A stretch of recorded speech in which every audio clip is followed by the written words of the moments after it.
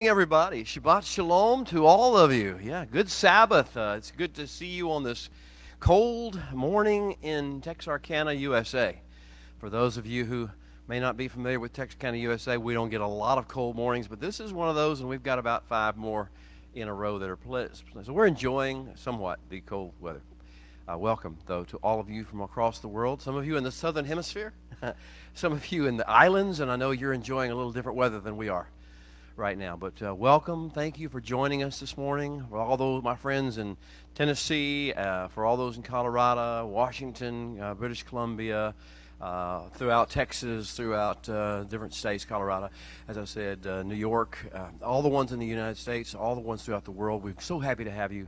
All my friends in the Philippines and Malaysia, also in Indonesia, thank you for you joining us. Thank you for those who are in Israel, for those who are in England, or the whole British Isles, I should say, because Ireland's involved in that as well.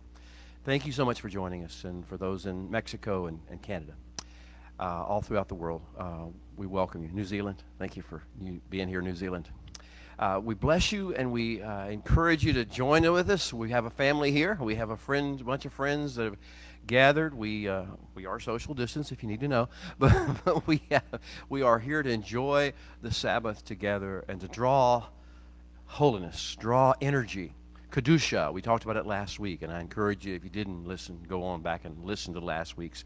We talked about the divine energy of Kedusha and our job to be stewards of that divine energy, and that changes everything about us. It changes our focus, it changes our behavior, it changes our speech, it changes our interactions and relationships with one another when we realize we're not here trying to get our will done or get our opinions manifested. We're here to be stewards of the holy energy of the heavenlies. We're supposed to draw that heavenly energy into our lives down here. So I encourage you to go back and review last week's if you hadn't seen it recently. But this week we step forward. The Torah is, or all of Scripture, all of Holy Writ, is designed to be read chronologically, or at least in its order. It's not designed to be like a patchwork quilt where you just pick and choose a verse or a passage that you like, and a patchwork quilt, you just find a piece you like and you put it onto the pattern. That's not what the script is supposed to be. Script is designed to be a tapestry that begins and has sequence of events, and everything builds upon what came before, and everything that comes after builds upon what you're doing now. And so this idea of looking at all of Holy Script, particularly at the Torah, as a tapestry that's unfolding before your eyes, as opposed to something you can go back and get a nugget of truth here, or a nugget of truth there, or a picture, or an image, or a scripture, or something out of context. No, everything in the Torah, everything in all of Holy Writ, all of Paul's letters, all of the Gospels, all of the prophets, all of the writings of the Psalms, everything that has been written that is codified or canonized in Holy Writ is designed to be read in its tapestry context. And that's important to know as we get ready to go into Parsha number 18, Mishpatim, the 18th episode of our binge watch of Torah. The 18th episode builds upon the previous episodes.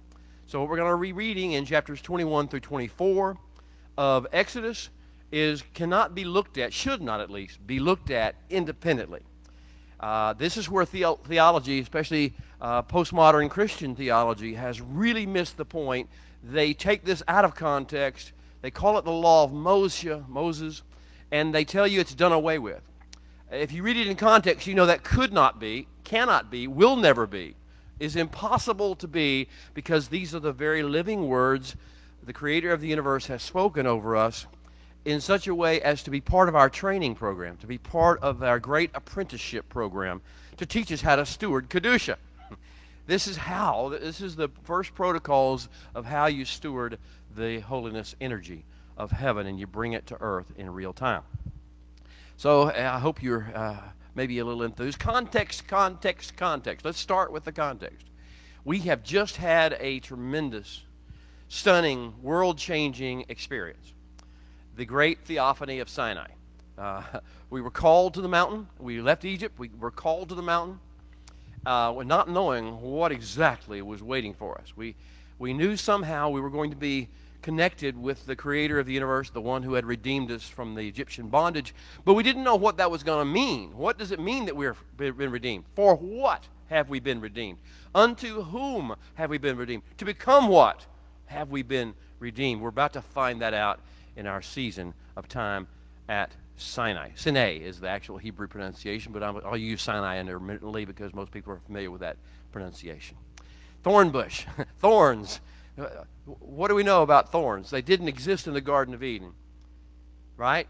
Thorns and thistles did not exist in the Garden of Eden, but they became part of our human experience after the Garden of Eden in the fall. So here we are at the place, and what we're going to be talking about is life in a messed up world.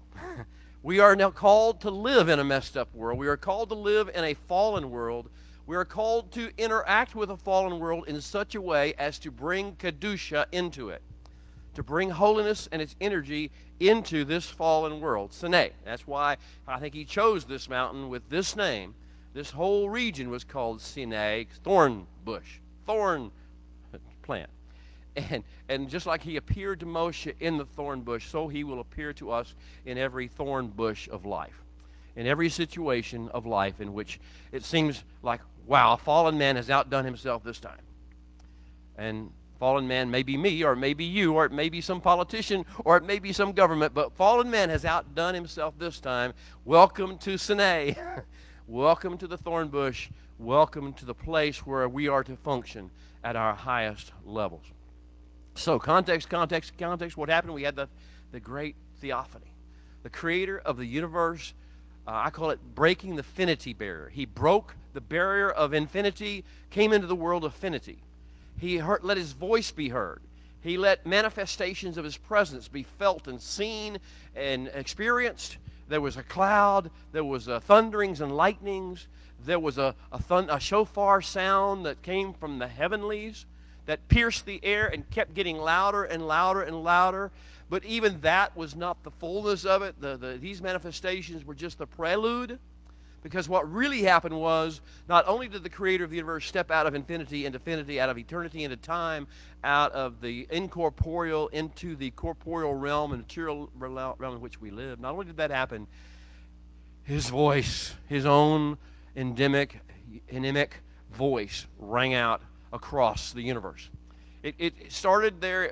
The epicenter of this voice revelation was at Mount Sinai, at the Sinai. But that voice rung out, and it came and it pierced all of our hearts, our souls, our minds simultaneously. It wasn't like we heard it and we passed it on to somebody else. No, at one time, we were all like strung like a musical instrument. All the strings were strung at one time. And we were 3 million or so, 2 to 3 million people. 600,000 men with women and children, plus the entire mixed multitude that had come out of Egypt with us. A whole 3 million string instrument was played at the same time by the voice of the Holy One. And if you know anything about the stories and the history of David and the harp and how he would hang his, according to the legends, he would hang his harp over his window in his bedroom before he went to bed every night. And at midnight, at the breaking of the midnight, the wind, the ruach of God would blow, and would begin to set all the harp into frequency, into motion, into vibration. And that's how the songs, that's how the melodies for the psalms came forth. That's how everything that David did came forth, is that he got in tune with the frequency that was released in his harp, in the strings of his harp. And then he got words that went with that. And that's the whole idea. That's just a legend. But what we had at Sinai was a reality that we actually are able to see. All of us at one time. All the world, we believe, at one time. But certainly everyone that was at Sinai at one time heard the actual voice of the Creator. This had not happened since the Garden of Eden. This is a significant, transformative event. This is a world-changing event, and it did change the world. It has changed the world. It continues to change the world. It will forever change the world, because this is what the voice of the Creator does when His creation responds to it. And so we had this, and He spoke over us what we talked about. They're usually called the Ten Commandments. It's sort of, look at it and smile, because I realize, no, the Bible doesn't ever call it Ten Commandments. That's That's what men have turned to call it because they don't have vocabulary to express what this download of these 10 elements were. These 10 elements of divine speech. And so they call it 10 commandments because it sounds good. It makes them feel good. And then they feel like, I know how to handle commandments. I can obey them or I can disobey them, but that's how I handle commandments. But what if they're not commandments at all? What if they're something else? What if they're a different kind of divine speech? What if, in fact, there are what they say, divrot. In Hebrew, they're called aseret hadibrot. Not commandments. Dibrot is transformative words. It is like a download of energy from heaven. Each one of these 10, I call them the 10 pillars on which the kingdom of heaven hangs. You know, the Yeshua, Messiah taught us to pray, our Father, Avinu, who is in heaven, in the heavens. Hallowed be your name, Kadosh, be your name. Your kingdom come, your will be done on earth as it is in heaven. These are the 10 essential pillars on which that kingdom he's talking about hang. It's off of these 10 pillars that everything in the kingdom will be developed. Will develop out, will build out from these 10 pillars. And each one of them is a divine portal of energy. If you touch it, it begins to exude energy into you, divine energy, holiness energy, and begins to transform you from the inside out. That's why it's not just something to obey. That's what you do on the external side. It's what happens on the internal side that matters, and that's what these dibrot are about. That's how they differ from commandments. The 10 dibrot, the aseret, which means 10, ha-dibrot, the 10 words, the 10 dibrot. These things were released into us. We now have the technology. We have the energy to build the kingdom of heaven. We have the first downloads, the pillars of which everything else will come forth. What a context to build upon. But unfortunately, before we did this, when he said he was going to do it, we said, all that the Holy One speaks, we will, and in English you read do. Hebrew it's na'aseh. We will build because that's what we knew. We knew how to build stuff, right? I mean, we were in Egypt. We knew how to build stuff.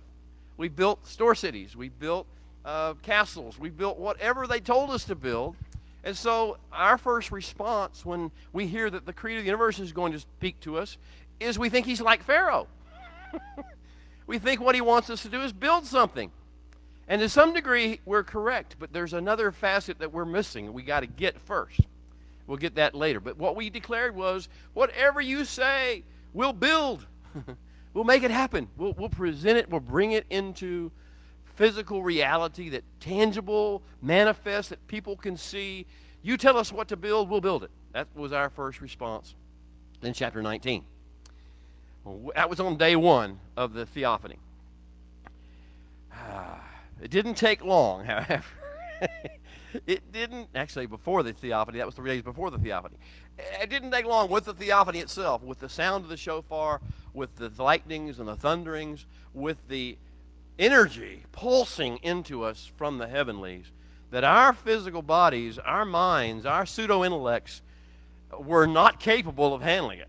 We overloaded, we overtaxed our capacities, and we realized this is deeper than we have any possibility of dealing with. So this is what happened in chapter 20. After he spoke the 10 words, after he released the 10 pillars on which the kingdom of heaven will hang, we stopped. We literally, it doesn't say this, but this is kind of the way I see it. We stuck our fingers in our ears and went, nah, nah, nah, nah, nah, nah, nah, nah, nah. I can't hear this anymore. I can't listen anymore. This is too much for me.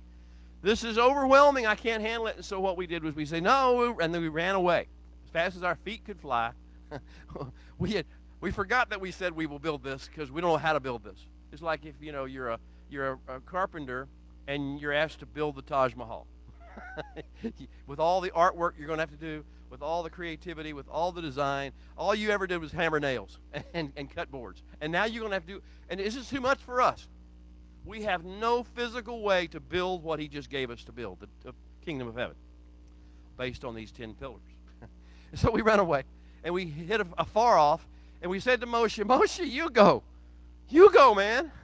exact reversing what Yitro, the whole Yitro scenario of everybody break up into groups of 50 and hundreds and thousands, and everybody get to hear from God themselves, and then we'll work this thing in some sort of hierarchy. Reverse that. Forget that. Strike it. Court reporter, Madam Court reporter, take that out. Go back to us waiting for Moshe to tell us what the Holy One says. Let him come and teach us, because we can't handle this. And so that's what happened at the end of the passage, parsha last week. After the tapestry took us up to the point where we're running and hiding and saying, Moshe, you go, you listen to what he says. We can't hear his voice. We'll die. We didn't die, but we would die. We think we'd die. We feel like we'd die. And so that's where we ended. And then the Holy One called Moshe back up, and he spoke to him, and he says, okay, now, I'm going to download to you the wisdom, the curtains on which you're to hang on these pillars, the structure, the substance that you're supposed to build on these 10 pillars. And so that's where we are to begin Parsha Mishpatim. And the first words of the text are Ve'ele HaMishpatim. This is the creator of the universe speaking. It would be in red if you had someone who actually noticed this was actually the words of the creator. The Holy One said, and therefore it's like Yeshua said in the New Testament, this is the words of the creator of the universe, the Father in heaven that we say we pray to. And he is speaking, and he says, Ve'ele HaMishpatim. These are, Ele means these, or the. These are the Mishpatim. We say, wait a minute, you got me, you caught me. What does that mean? What is a Mishpatim? Well, that's the name of our Parsha. It's also the substance on which he's about to start revoking or evolving, taking us into. And these are the curtains on which the kingdom will be built. We've got the pillars. These are the curtains. So we'll talk a little bit about that. I call this the Parsha of renewing the mind. You read about this in Shaul's writings in Romans chapter 12. Most of us are familiar with this passage. You know, therefore I beseech you, brethren, this is verse 1. Therefore I beseech you, brethren. He just talked about the glories, the mysteries of the Holy One, how all Israel will be saved. He's talking about how the great, the Gentile and the Jew will come back together again under the wisdom of the Jew as he's reincarnate, brought back in. And it'll be life from the dead. And he has a hymn of glory. And then he says in chapter 12, verse 1, where, therefore, beloved, my brethren, present your whole beings as a living sacrifice, holy and acceptable to God. For this is just your reasonable service. This is just what you do when you're in the presence of the creator of the universe. When he is moved in your life, when he's doing great things among you, this is just a natural thing you do. You present your bodies, your entire being, all that you are. You surrender. You give it up to him to use as he sees fit to fulfill his purposes. And then he says, and be not conformed to this world. Don't be looking like everybody else around you. Don't dress like they do. Don't talk like they do. Don't get excited or angry about what they get angry or excited about. Don't get happy about what they get happy about. Don't be like them. Don't conform yourself to this world. But be transformed. Be changed. Be transfigured. Be made totally over again. By what? By something. By the renewing of your mind. The making of your mind new again. Your mind is corrupted. Your mind is like a hard drive that has got a virus. It has downloaded this virus. Malware is active in your brain. That is why you're operating at about 5% of your capacity. That's why you ran away when you heard my plan, when you heard the 10 words, the pillars, because you're operating at about 5% or less of your capacity. I designed your mind to be like unto and coordinate with my mind, he would say. And the Garden of Eden, I had Adam right there. And with Adam right there, he could speak on my behalf because he was thinking my thoughts. Whenever I brought all the creatures that I had created before him, he didn't have to ask me what to call them because he was thinking my thoughts. His mind was functioning at 100% capacity as I had designed into him. The potential, the beauty, the flow, the wisdom, the goodness that I put into him, the perspective, the vision, that I had put into him, he operated in that. So he was able to speak and declare, not just a bunch of names. I think I'll call that a giraffe, or I think I'll call that an elephant, or I'll call that a mosquito. He didn't just use he told what they were about, what their purpose was in creation, because he could see it. His mind was functional. It had not been corrupted by the malware virus yet. But here we are in this room. Here you are on the other side of the camera from me, wherever you may be located, in whatever society or ethnicity or culture you live in, just as Bnei Israel and the mixed multitude were at Sinai with a problem. We don't know we have a problem. We think we think our minds are functioning well. We think we're intelligent. We think we're pretty dang sharp. We think we have got it all together. We've watched the YouTube videos. We understand. We've learned things. We've read. We've studied. We know all this stuff. Our minds are operating, and the Holy One shames us gently by telling us today, you are operating at 5 or less % of the capacity that I put into you. And your mind is the weakest point that you have. You think your body's weak? You think your heart is weak? No, I'll tell you where you're weak. You're weak in your mind. It's not I don't want to leave you there, but that's where you need to understand where we start. Before I start with this process of mishpatim, of telling you what the curtains are that are going around the tabernacle of life, that is going to be you. Before I start with all this, you need to understand this. You need a complete overhaul in your mind. Your opinions are all wrong. The left is wrong, the right is wrong. The church is wrong, the synagogue is wrong. All your opinions are wrong. All your thoughts of morality are mixed up, are messed up. Matter of fact, it changes from day to day, and who's speaking the loudest in your culture.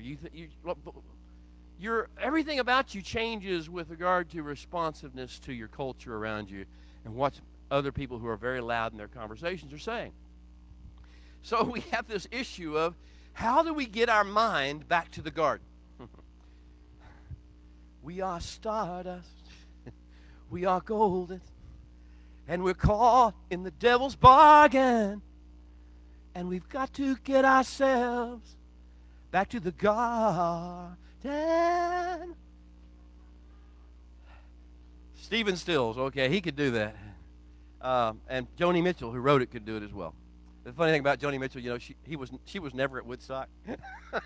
She wrote the song that became the actual anthem of the Woodstock Festival, and she was on Dick Cavett show in L.A.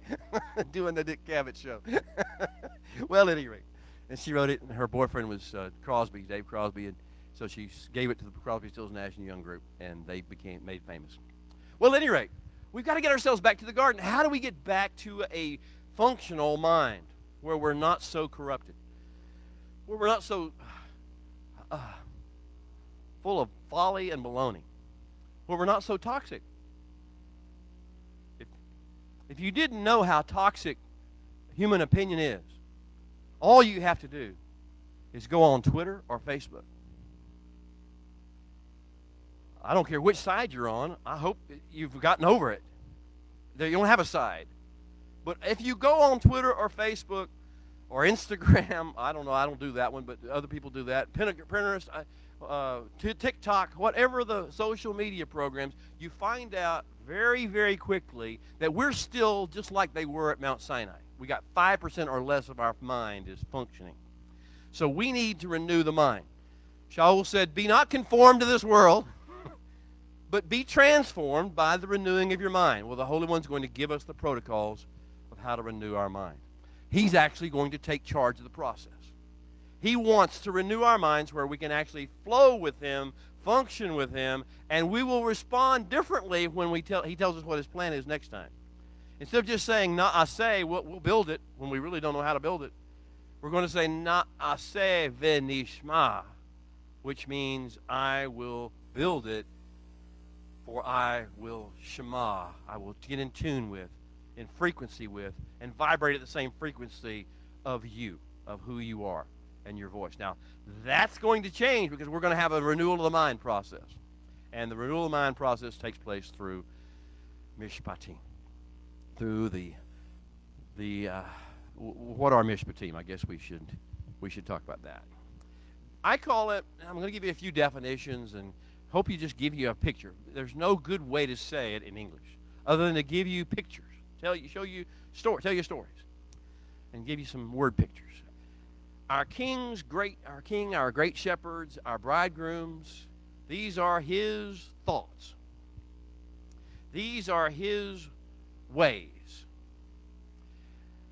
This is how he would approach the rubber meets the road situations, the sandal meets the sand situations we deal with in our Sine, full of thorns and thistles world. In our fallen world, he is going to download to us protocols and plans and ideas and strategies as to how we can approach certain kinds of really toxic situations. He's going to talk about human trafficking. It's so prevalent. We talk about human trafficking is more prevalent today than it has ever been in the past, more than the days of slavery. Human trafficking is everywhere. We're going to deal with human trafficking the entire time until Mashiach comes back. And even then, as he establishes his kingdom, it will be stamped out little bit by little bit. Human trafficking is the first thing he wants to talk about. Eved Ivri, if you have a Hebrew servant. And he's going to give us scenarios, hypotheticals. He's going to put into our minds this imagery of what problem it is, why it's an issue, and then he's going to talk about physical, angry assaults one on another, and about situations where one person's property or animal injures another person's animal, or injures them, or kills them. We're talking about how human misery. When we encounter human misery, when we encounter human oppression, when we encounter hate, when we encounter anger, when we encounter outrage, how do you keep kingdom focus? How do you stay on track with the plan of the Holy One rather than reacting in outrage or in anger or in shock or in awe or in disgust? How do we do this? How do we keep this process? He's going to download the software, download a new hard drive and the software that goes with it into our being. And that's what these are. So this is our king, our shepherds, our master, bridegrooms, thoughts and ways about rubber meets the road situations that mankind will face in this Sine world. In other words, it's really kind of simple. If you want to know what a mishpat is, and mishpatim is plural of more than one mishpat, a mishpat is what Yeshua would do in the situation. Not in some theoretical ivory tower, in real life. This is how he would act in a real life situation where people are suffering, where people are hurting. This is not an abstract ideas about theology. We've had enough of that. We're over it, right? We need to know how to deal with real life and real life situations and have an impact for the kingdom in real life situations with real people who are really hurting over real problems. That's what mishpatim are about. And so in the old days of the, 90s, 80s, we had these little wristbands, WWJD, or in my situation, WWYD. What would Jesus do or what would Yeshua do? That's what these are. This is his description of how he would counter human trafficking, violent attacks by one on another, abuse of women, abuse of girls, lack of respect for the Sabbath. This is how he would handle these processes. All things that are part of the kingdom, remember? The 10 pillars? You will not kill, you will not attack, you will not tear up to pieces, you will not adulterate, you will not admix, you will not commit adultery in any way. You will remember in the Sabbath and keep it holy. All the things that are in the 10 words, all the divine energy pods that were released upon us, he's not going to flesh it out and say, here's how that is threatened in your broken, fallen world. Here are situations you'll have to deal with that you need to apply those 10 energy pods that I gave to you and keep those as your focus and change your behavior toward them. So these are what mishpatim are. They are the product of a redemption focus, not a judgment focus, not a criticism focus, not a who's right and who's wrong focus.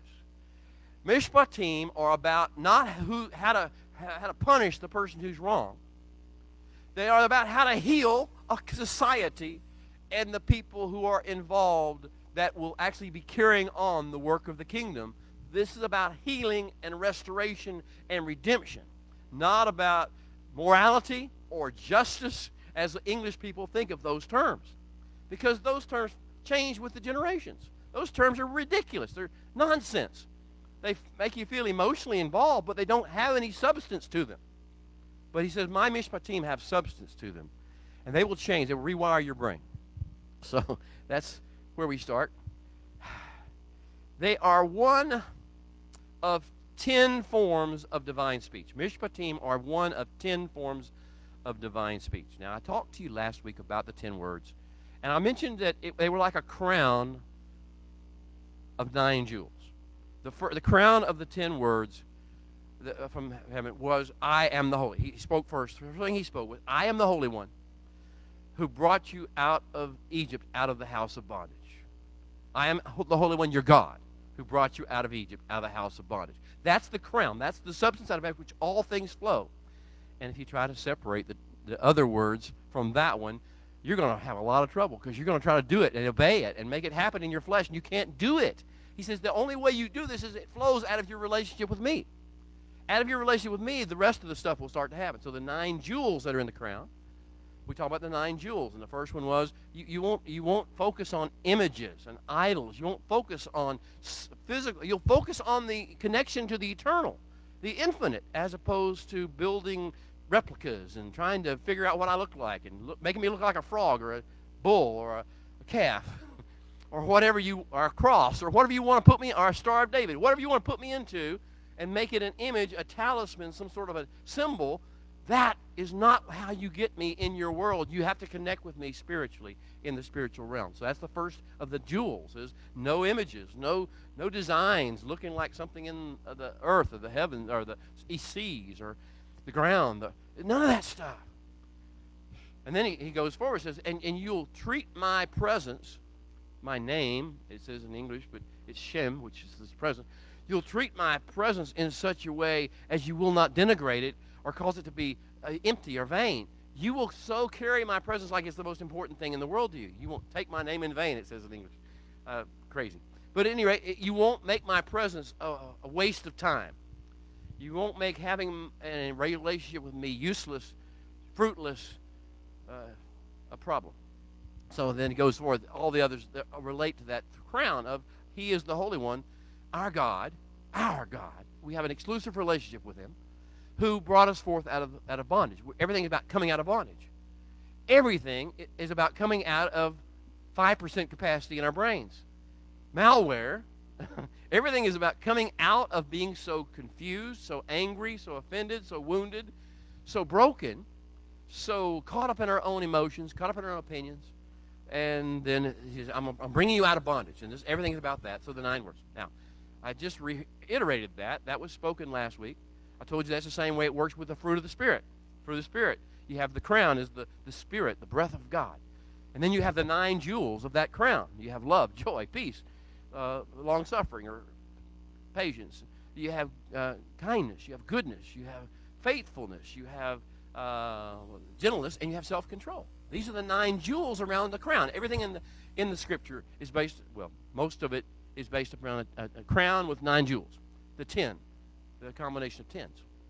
I told you that's the same way it was with Peter. Whenever in 2 Peter 1, he starts talking about your relationship with with Yeshua, your relationship with the Holy One through Yeshua, and he says, now start adding things, start building the 9 crowns, 9 jewels in your crown, to this relationship you have with Yeshua. To add emunah, faith, faithfulness, dedication, commitment, trust, and then you start building virtue, and you build knowledge, all the different things that he gives you 9 jewels to put in your crown. Diligence, faith, perseverance, all the things that go in this crown, and then add it to brotherly kindness, and to brotherly kindness add love, and now you've got the full crown of the crown plus the 9 jewels. Well, this is the way it works with the word of the Holy One. We in English, especially in Christian tradition, I think in Jewish tradition, if we take it as well, we tend to think of the word, and we don't know what that means. What is the word of the Holy One? It is a jewel. It is a crown with 9 jewels. The crown with 9 jewels. The crown is it is his voice. It is his sound. It is his rhythm. It is his frequency. That's the crown. And there are 9 basic components of what that crown consists of, what the jewels in that crown are. Mishpatim is one of those 9 crowns. So let's talk about the others so we know how to do it. The first one is Devarim. Devarim are words, what we translate in English as words. It's so much more substantive than that because it's substantive things that are encapsulated in words. And it's the kind of words that call forth transforming energy, or actually they emit it, they impulse it out, and then you cause you to receive transformative energy. This is the kind of words he spoke on creation in Creation Week. He released the words. This is the first part of the crown jewel, is that you have had the actual voice of the Holy One begin to vibrate or speak inside of you and cause something to activate inside of you, activate energy. I hope you know that. I hope you had experience with Yeshua or with the Master before Yeshua, before you actually felt the presence of the Master, of Yeshua, the Rabbi. You actually had the Father speak to you. And I hope that voice is what has changed and everything in motion and changed your approach to life. But that's the key factor, the Devarim. That's the first jewel in the crown of his words. The second one is testimonies. Edut in Hebrew. That's plural. Edah would be the singular. Edut in Hebrew. And we translate in English as testimonies. What are these testimonies? These are stories. These are the stories that he tells that have the substance of his words in them. He's a storyteller. Our Creator King is a storyteller. Why do you think he gives us all these details about some guy named Abraham? Why did he tell through the whole story about Abraham and all the trials and tribulations he had and the Sinai-type thorn bush situations he had to navigate? Because, you see, he's telling stories. These are his edut. He's part of the crown. The second jewel in the crown is his edut, his stories. Same thing with regard to the Yitzhak, Isaac, and the same thing with regard to Yaakov, Jacob, as most people call him in the American Western world. Same thing with regard to the whole Bnei Israel scenario that took place in Exodus chapter 1. Joseph, all this process. These are the stories he tells that have his essence in them, that communicate his purposes, his greater purposes, and build emunah in you. This is what edut, testimonies, do. So that's just 2 jewels in this crown of the voice and the frequency and the language of God. The third one is, translated in English, is laws. But in Hebrew, we're talking about Torah. The English is all focused upon law. Look, especially because we come out of a King James era. The King James era, when the translation took place that most of the modern English translations come from, was an era of extreme monarchical power. And the monarchical power was focused upon, if you don't obey my laws, off with your head or into the dungeon you go. It was all about punishment. It was all about obedience. It was all about monarchical power over you. And so therefore we get out of our King James English, and then of our New King James, and then of our Living Bibles, and then of our whatever else you got out there. All your translations that are based basically off of the old King James are going to come with this idea that God is this angry taskmaster like King James was, that will destroy his enemies, that is angry all the time, that is easily offended. He's got a quick temper and a sharp sword and a big heavy stick that he wants to beat you with. And therefore, you have to obey to save your living hide. Don't let him find out that that's the theme of the Western world. That's not what Torah means in Hebrew. Torah means that the father is teaching his child how to skip a stone across a flat river. The father says, like this, honey. Like this, son. And he teaches him how to come from the side and put just the right whip on the and he teaches them strategies about how to make things happen and stay above the deep, stay above the depths, stay above the darkness of this world. So that's what a Torah is. It actually means from the word to throw. Yara, to throw, to cast.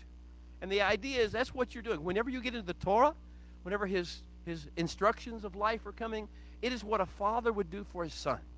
to teach them the strategies of how to navigate life.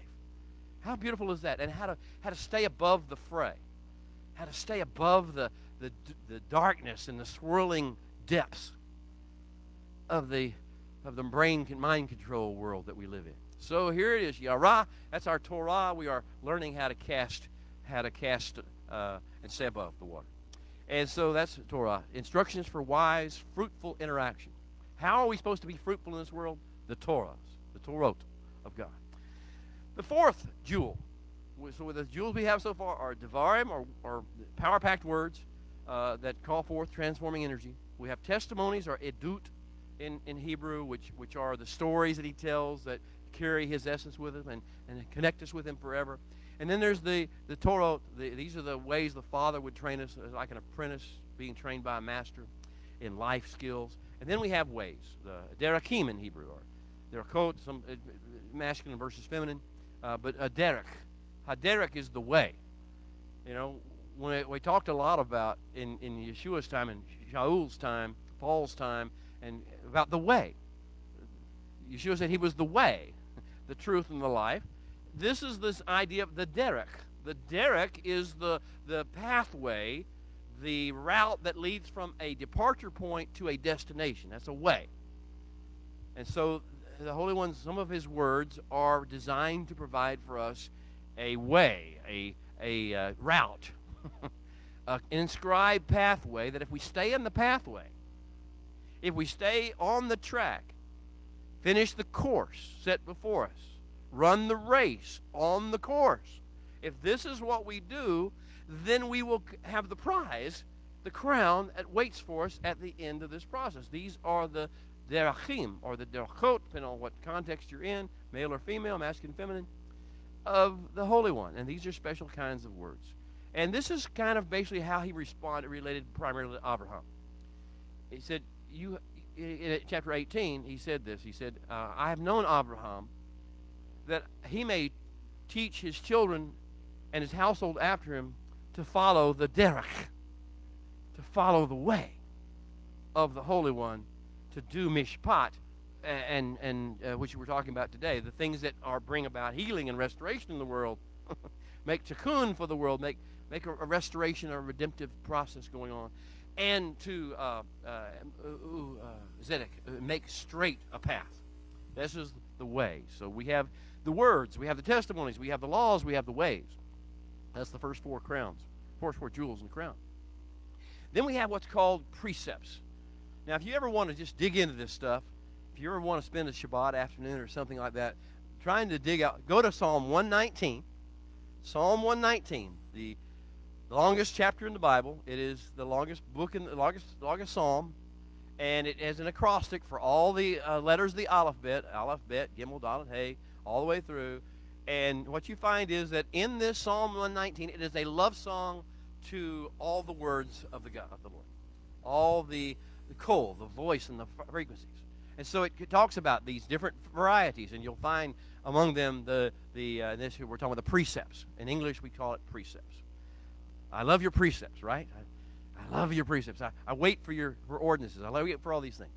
So you'll find that 119. I'll ask you to look to the Hebrew. Go to your Blue Letter Bible or your Word, eSword or something, and go to the Hebrew and dig these out and start doing your research on the lexicon and then the other usage that you'll find in the Strong's listing concordance usage. You'll find what these elements of these. That's where I got this. I didn't make this up.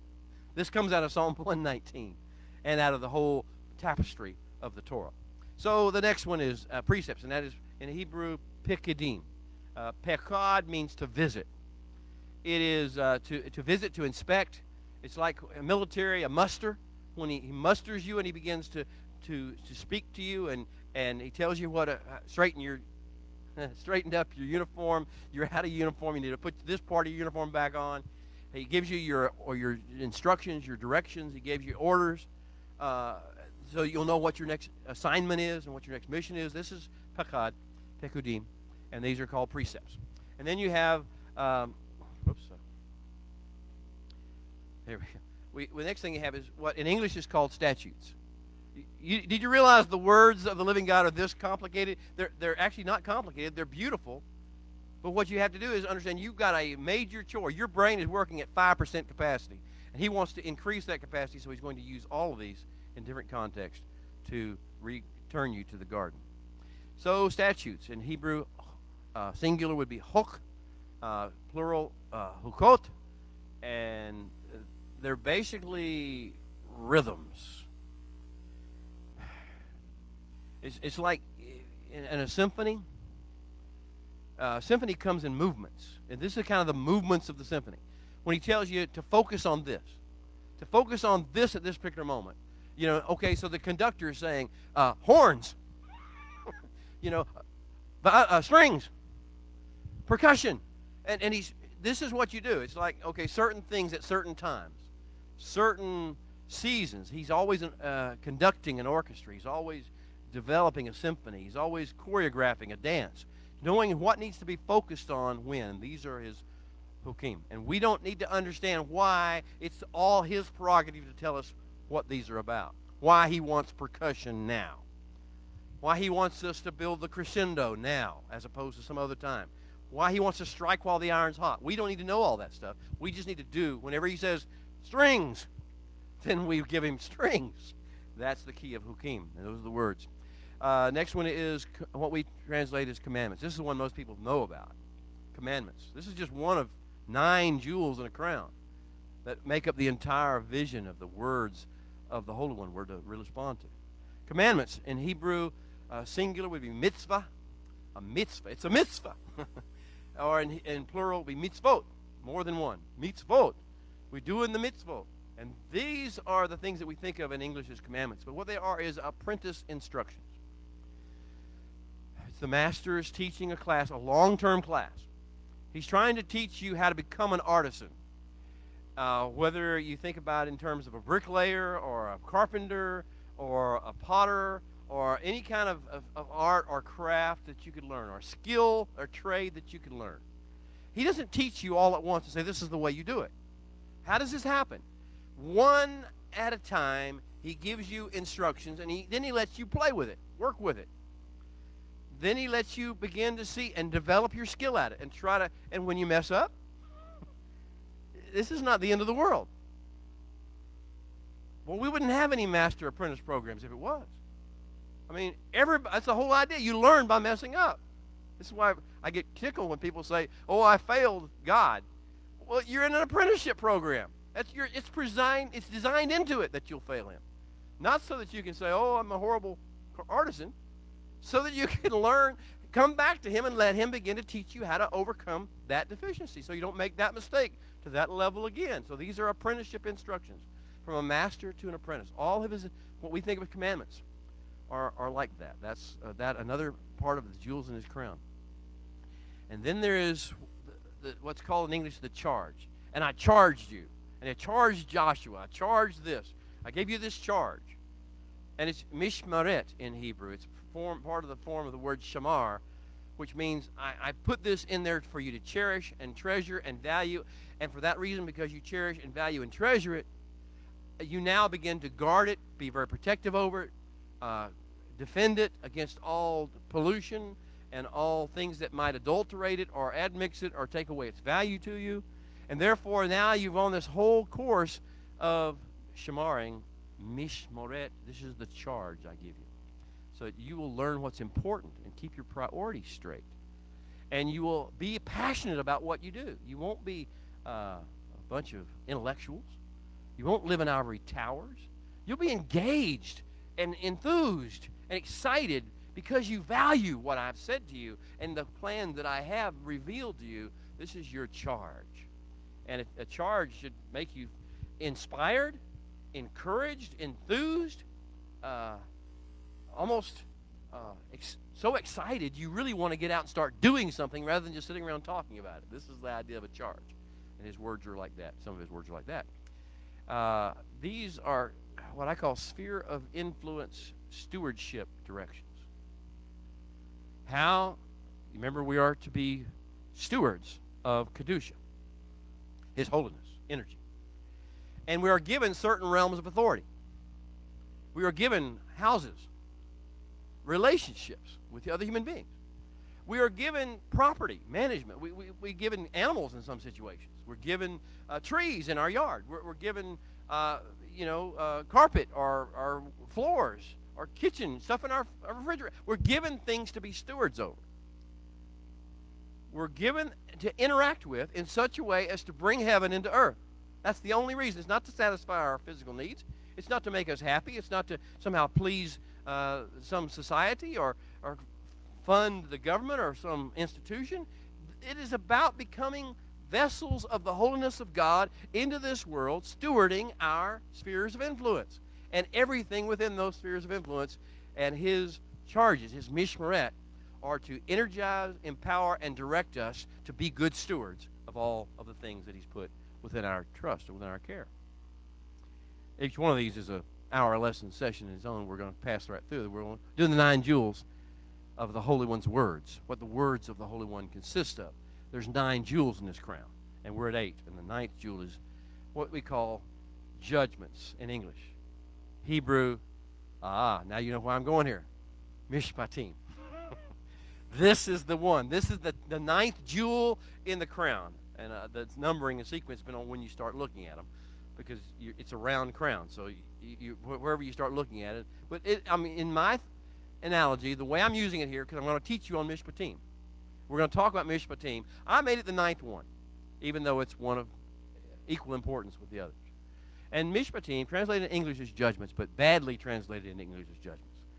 Matter of fact, almost profanely translated into English as judgments. I'll explain in a moment. What then are Mishpatim? We talked about it a little earlier. They are what Yeshua would do. Is that judgment? Is he here for judgment? Why did he say he came? Ask Yeshua. Let Yeshua's words tell you. I did not come to judge.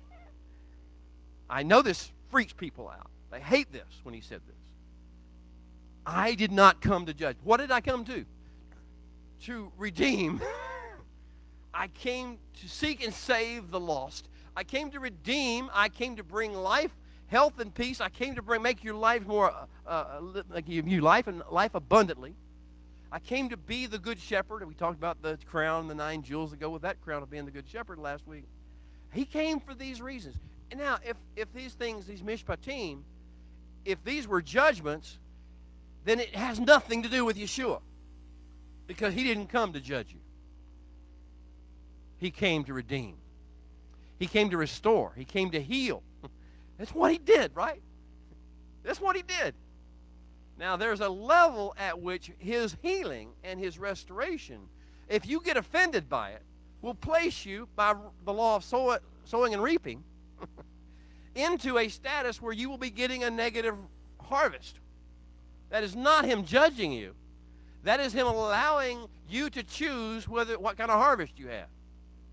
You either choose to go along and join him and celebrate his sowing of redemption and healing and restoration in people's lives and in the world around you, or you get offended by it, and therefore you react to it, and therefore you speak negatively about it, and therefore you react against it and respond to it, and then you put yourself in a sowing and reaping situation where you're going to reap exactly what you sowed. That's not his judgment. That is the law of sowing and reaping. That is, and you started it. He didn't make this happen to you. That's why people sometimes think he judged the Pharisees or the scribes, or he judged Herod, or he didn't judge them in that way. He set in motion. He let them decide which way they're going to respond to him. And that set in motion the law of sowing and reaping. So mishpatim are designed for redemption. They're designed for building the kingdom. This is the purpose. If you try to make them about right and wrong, about morality or immorality, about fairness or unfairness, about justice or injustice, if that's what you try to make them about it, you're going to totally miss the point. This is about building the kingdom. Whatever it takes in a given situation, which is already messed up, or we wouldn't be in the Sinai world. Every situation is messed up, and everybody in the situation is messed up. There is no righteous one in the situation. You're not righteous. Looking at it, the people who are engaged in it were not righteous. Everyone is a big hunk of mess, sin, and confusion, and bewilderment. We are stardust. That's all we are. You're the same as everyone that you want to judge or criticize or have an opinion about. You're just as messed up as they are. Maybe you're messed up in different ways, but you're messed up to the same level, to the same quantity. Therefore, we don't do this by virtue of, well, this one's moral, that's more immoral. This one's just, that's unjust. Those are not the languages we use. We say, what does it take to heal? What does it take to redeem? What does it take to bring life? What does it take to build the kingdom out, as opposed to being angry or being offended or being judgmental or being vengeful toward people who are doing wrong? That's why the psalmist says strange things. Fret not because of evildoers. David knew some evildoers. David lived his life surrounded by some of the worst evildoers the world has ever known. And his counsel, his song, the song that came to him in the night, when the Spirit of the living God breathed upon his harp and the melody came forth, the first words of Psalm 37 are, fret not because of evildoers. Get over it. Tune into a different song. Tune into a redemption song, not a criticism, judgment song. Whew! This is the idea of Mishpatim. Now, if you try to interpret it from any sense other than he is trying to bring healing and redemption into a totally messed up situation with totally messed up people who are all in a fallen state, then you're going to be sitting in ivory towers judging people the rest of your life.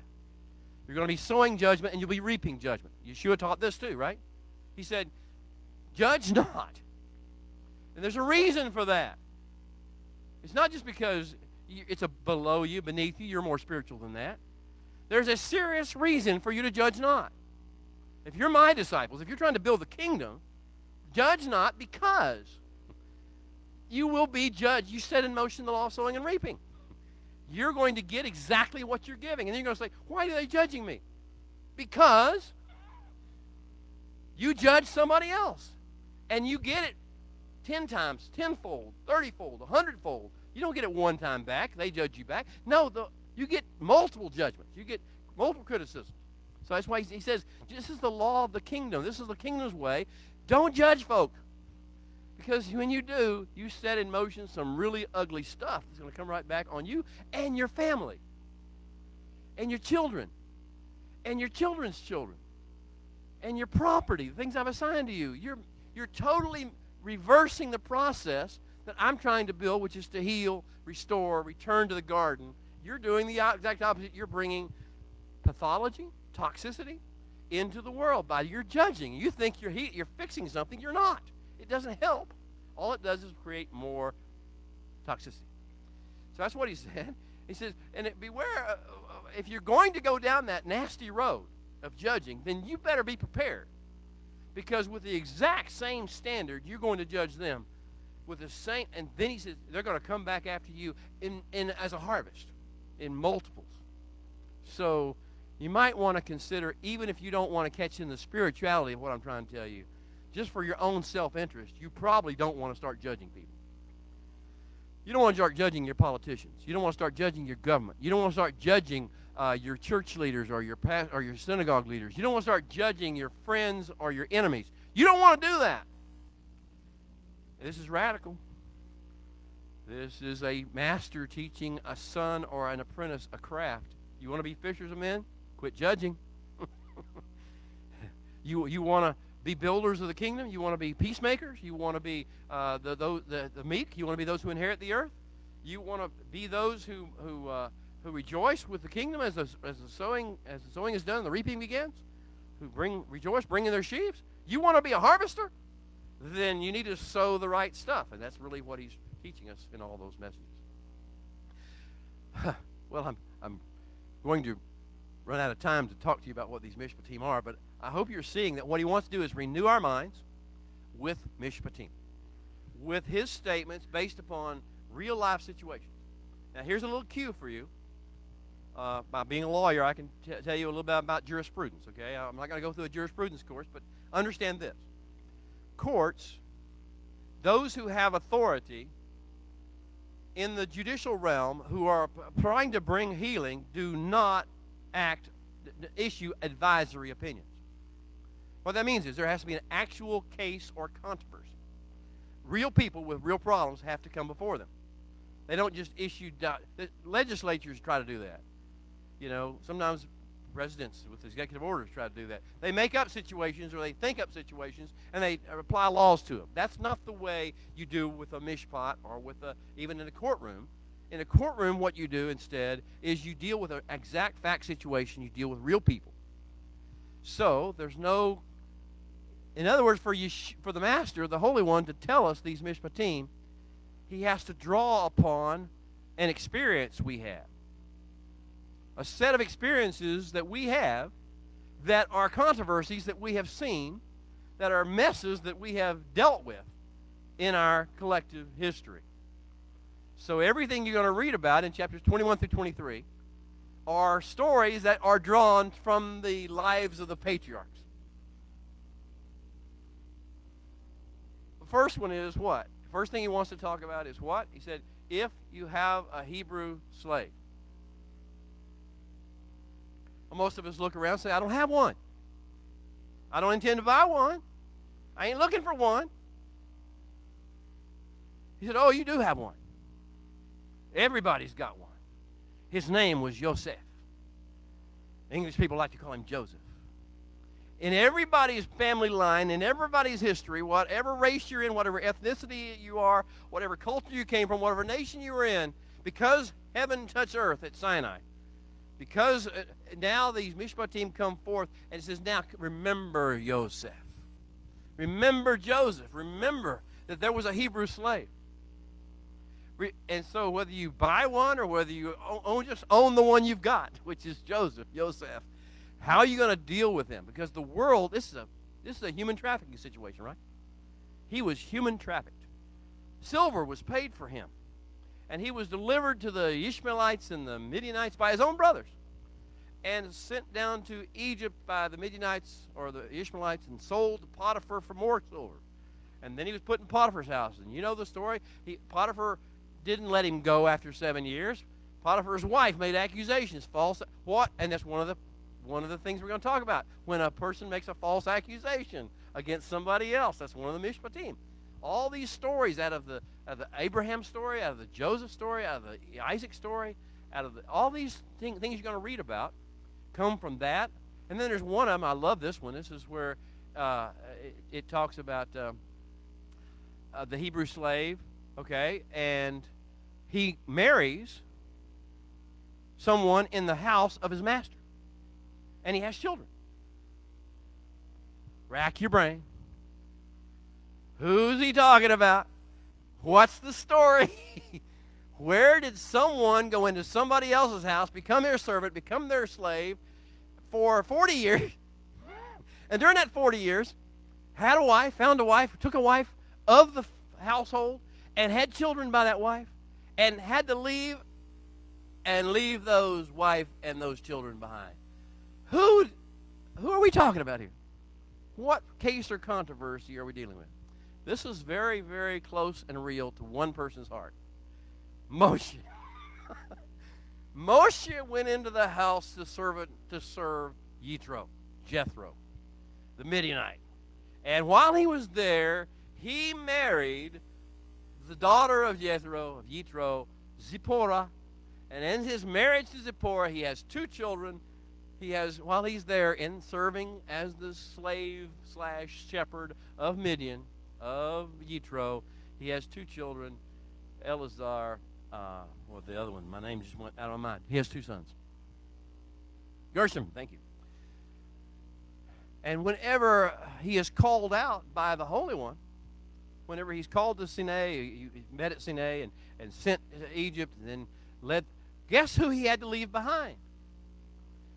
His wife and his 2 children. Because, you see, it wasn't about what he wanted or what he needed or what would feel like good, make you feel good inside. It's about what is best for the kingdom. Overrides your personal interest. Overrides your sense of what you want and what your flesh desires. Overrides all that stuff. The most important thing is to what is necessary to build the kingdom. to establish and maintain it. And quite honestly, the Holy One knew that Zipporah, Gershom, and Eleazar were not part of it and would never be part of it. And therefore, they had to stay behind. Now, this is just the way in which the Mishpatim work. He takes a real case, a real controversy that comes out of our national history as Bnei Israel, the people of the covenant. A lot of it based upon the Joseph story. A lot of it based upon Abraham's story. A lot of it based upon Moshe's story. What if you strike someone and kill them? Where do you think that came from? What story? Moshe and the Egyptian. If you strike them and kill them, what is your responsibility of the family? What should be done with you? What need for the sake of the kingdom? Now, all these different things take place. If you have a fight and you wound somebody, if you injure somebody, if you beat upon somebody, if you hurt your brother, okay. Now, we can see all the different stories are being developed, and that's what the Mishpatim are. Since these are real stories, how would Yeshua deal with it? How would the Master teach you as a master craftsman, trying to teach you a trade of how to live a good, successful life and positively impact your world and bring the kingdom of heaven to the world? How would he train you? How would he teach you to behave in a way that overcomes your self-interest, overcomes your ethnic, cultural self-pride, overcomes your sense of right and wrong, is more important than your sense of morality or immorality or justice or injustice, is based upon doing the will of the Father over the long term in such a way as to bring the kingdom from heaven to earth. Now, that's a pretty significant thing. All right, I'm going to move on a little further.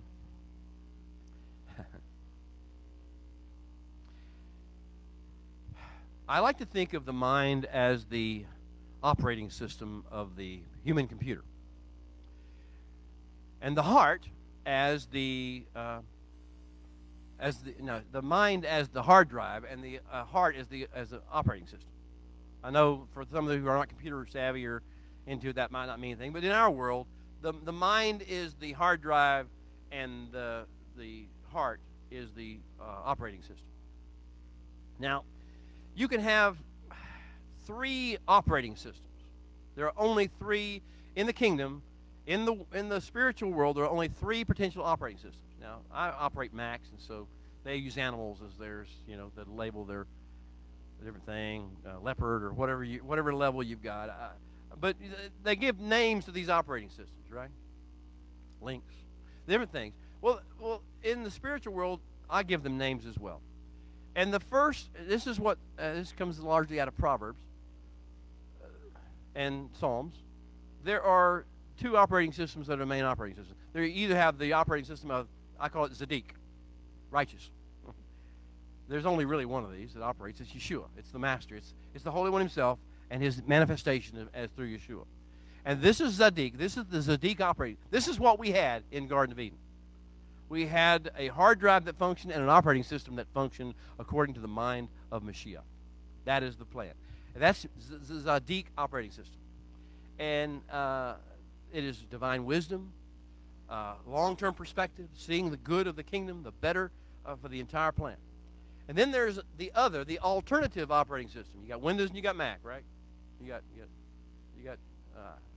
PCs and you got Macs. Here, the other operating system you can operate is what I call Rasha. So we have Zadik, which is righteous, and we have Rasha, which translates in the Psalms and the Proverbs as wicked. Blessed is the man who walks not in the counsel of the ungodly, nor stands in the way of sinners, nor sits in the seat of the scornful, for his delight is in the Torah of the Holy One. He's skipping stones out there with Messiah, with the apprentice, with the Master. And he should be like a tree planted by the rivers of living water, which brings forth its fruit in its season. His leaf shall not wither, and whatever he does shall prosper. But the wicked are not so. The Rasha are not so.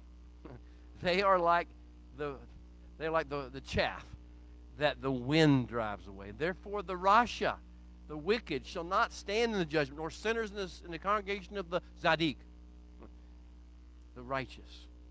For the eye of the Holy One, the directive eye, the powerful eye of the Holy One is upon the Zadik.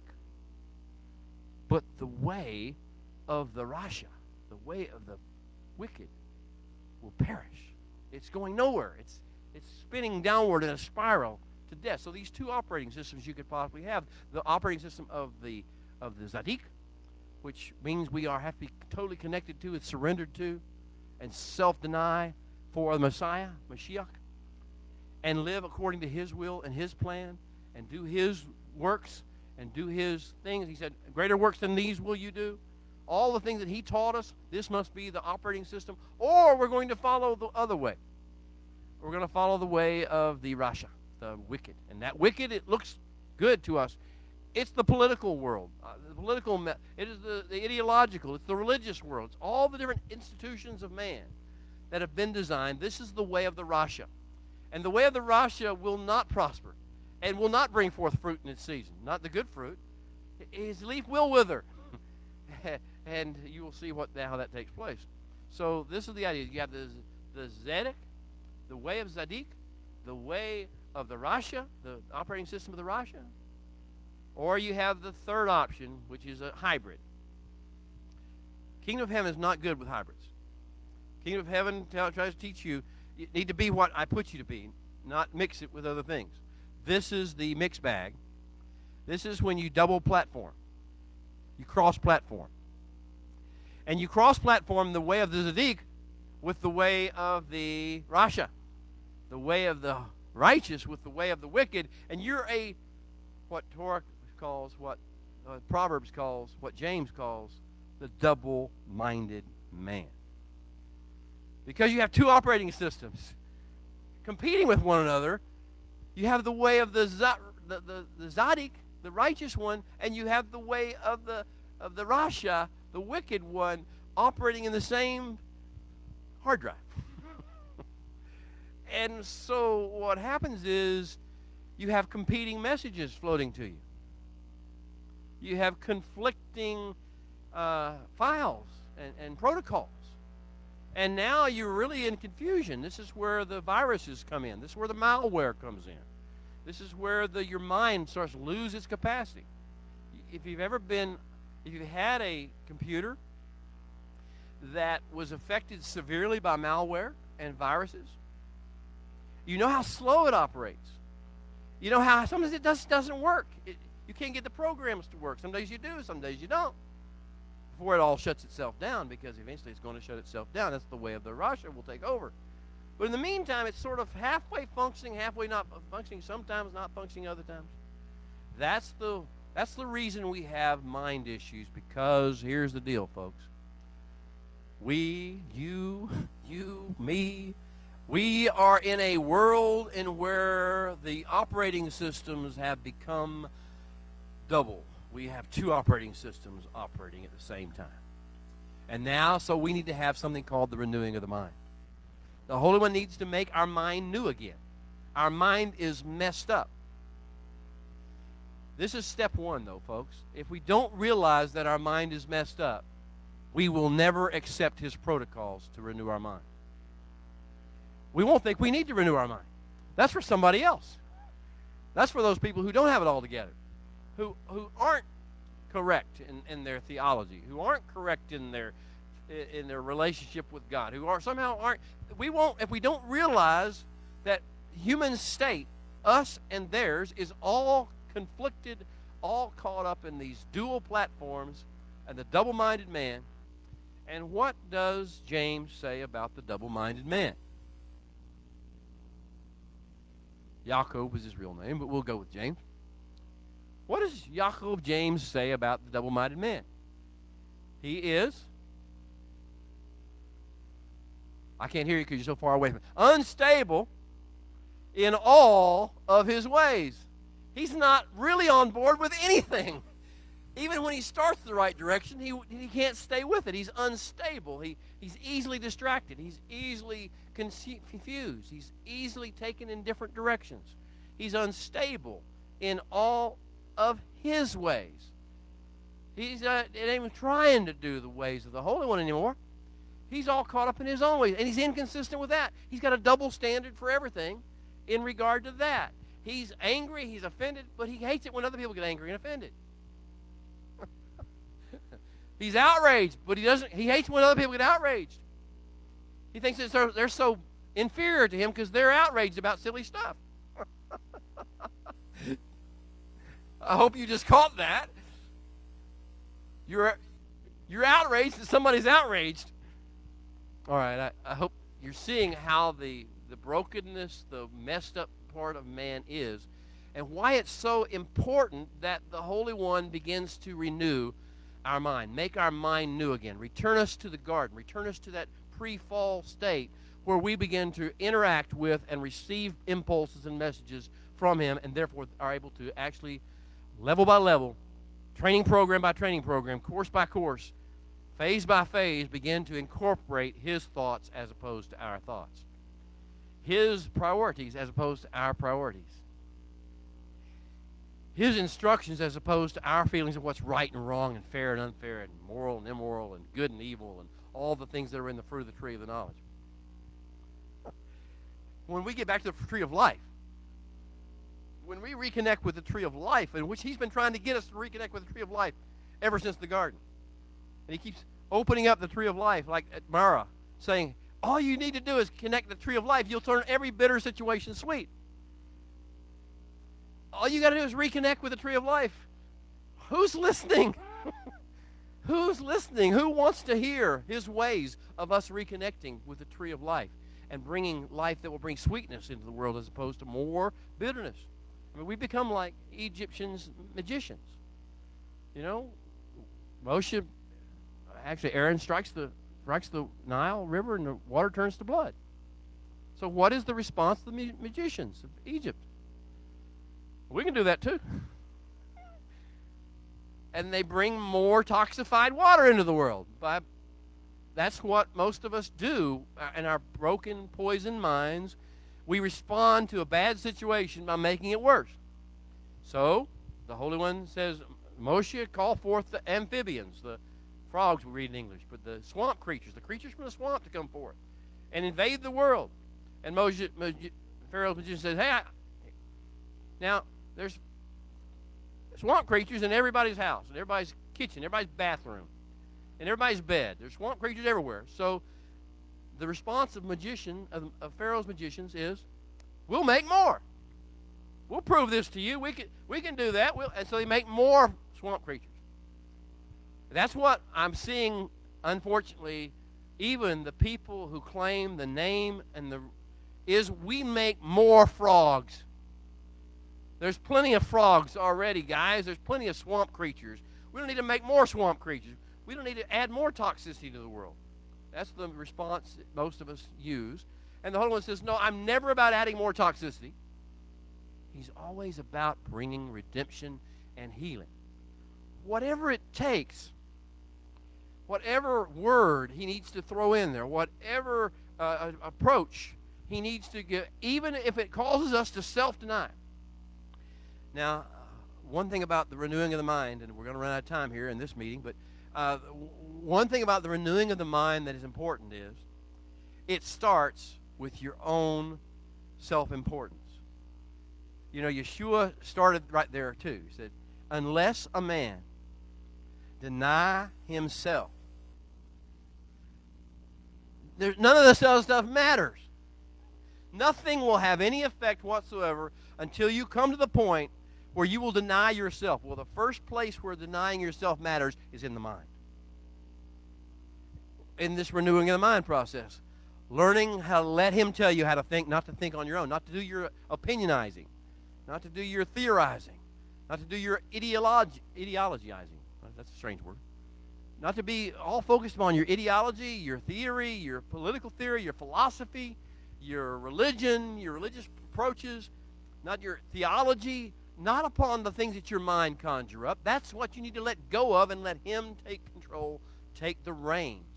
You know, I talked about the idea of the bit and the harness. Taking the bit and the harness, letting him have the reins of your life. And that's where the renewing of the mind and the renewing of your life and the bringing of the kingdom in your life starts. Is whenever you allow yourself to have your opinions washed away. Because you see, that's the biggest double-minded mess you've got. Opinions will not solve the world's problems. Theories will not solve the world's problems. Will not make a redemption process take place.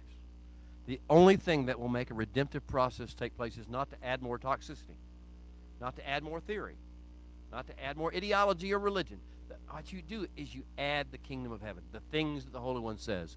These are the ways in which I renew your mind. Ele ha mishpatim.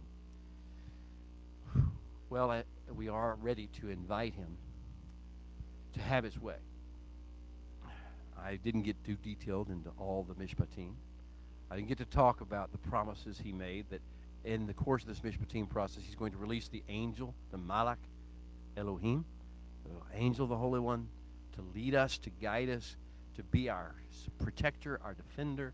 I didn't get to talk about the sapphire throne room, the vision of 74. When we walked up, Moshe, Aaron, and Nadab and Abihu and the 70 elders all went up to the heavenly realm and began to see a download, take the download of the beauty realm of heaven into earth. I didn't get into that. That's part of our parsha as well. He is trying to train us that our source is not news. Our source is not education. Our source is not humanity in any of its phases or its institutions. Our source is in the heavenly realm, under the sapphire throne, in the presence, the table he sets for us in that realm to enjoy. These are the things that he's going to teach us about in Parsha Mishpatim. He wants us to focus on redemption. Now, most of us have been focusing on other things. Honestly, you're not alone if that's your situation. You've been focusing on who's right, who's wrong, which political side you're on, which ideological side you're on, which side of the aisle you're on. I know that's a normal trap of the double-minded operating system. Don't feel totally like a failure. This is part of the apprenticeship program. When you realize that you're on the wrong side, and there is no right side in humanity, and there is no one that's better than another, not more helpful than another, when you realize that the only thing that will solve this world's problems is a download from heaven coming through your lips in your sphere of influence, coming from your behavior, your demeanor, your face, your expressions, and your gentleness of your voice, and the kindness of your bearing, and the fruitfulness of your life, that is what will change every sphere of influence, atmosphere by atmosphere, situation by situation, mishpat by mishpat. Well, thank you for joining in. For those of you who are from foreign countries or just from down the road in Hooks, I don't care where you're from, but wherever you're from, if you would, if you're on watching or you will watch this later, you get a chance, put your name or at least your first name and your place where you are, and if you have a prayer request, if you have any comment. After what I said, I won't suggest you put a criticism on there, although you're welcome to. But that's not because I don't want you to do one. It's because you probably realize it's not fruitful in the great scheme of things. But if you have a question, if you have a comment, if you have a need for prayer, please put that on there. And we bless you. It's a wonderful thing to have this opportunity to talk to you about the kingdom of heaven coming to earth in real ways, in real people, in real time. Amen. We'll see you next week.